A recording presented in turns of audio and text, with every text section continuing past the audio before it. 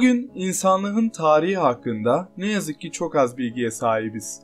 Dünyanın farklı yerlerinde geçmişten kalan ve çözümlenemeyen bir sürü tarihi yapı ve eser vardır.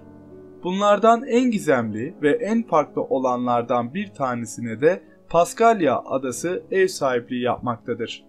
Paskalya Adası günümüze çok yakın bir tarihte, 18. yüzyılda Avrupalı denizcilerin ayak basmasıyla ilk kez keşfedilen bir adadır. Adaya ilk kez ayak basan denizciler gördükleri manzara karşısında şaşırıp kalmıştır. Paskalya Adası konum itibariyle Güney Amerika kıtası ülkelerinden Şili'nin 3050 kilometre açığında bulunan küçük bir kara parçasıdır. Ana karadan çok uzakta bulunan bu adayı gizemli kılan ise adanın dört bir yanına saçılmış olan dev taş heykellerdir. Kısacası çelik kadar dayanıklı kayalar, peynir keser gibi kesilmiş, 10.000 tonluk kayalar dağlardan koparılmış, farklı yerlere serilmiş. Yüksekliği 10 ile 20 metre arasında değişen 50 tonluk heykeller zamana ve tarihe meydan okurcasına dimdik ayakta durmaktadır. Heykeller bulunduğunda heykellerin her birinin üzerinde tuhaf ve bilinmeyen hieroglif yazı bulunan tahta tabletler vardı. Günümüzde bu tabletlerin sadece 10 tanesi müzelerde sergilenmektedir. Tabletlerin üzerindeki yazıların gizemi ve sırrı hala çözümlenememiştir. Paskalya Adası'ndaki tarihi kalıntıları dünyanın farklı yerlerindeki kalıntılardan daha gizemli kılan ise adanın bulunduğu konumdur. Bu ada herhangi bir kıtadan veya medeniyetten çok uzakta bulunmaktaydı. Ada insanları dünyadan izole bir şekilde yaşamlarını sürdürmekteydi. Adalılar başka ülkelerin insanlarına göre güneş ve yıldızlara daha çok ilgi duyuyordu. Volkanik topraklara bağlı olarak adada ağaç yetişmiyordu.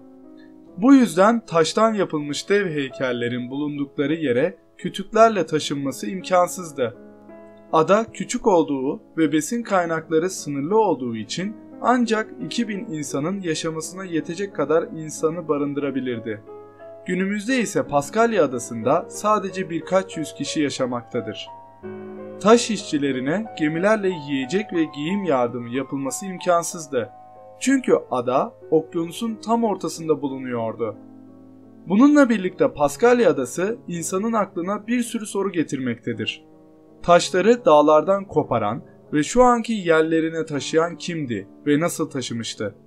Heykeller nasıl işlenmiş, cilalanmış ve dikilmişti? Mısır piramitleri gibi yapılarda büyük bir işçi ordusunun görev aldığı düşünülmektedir.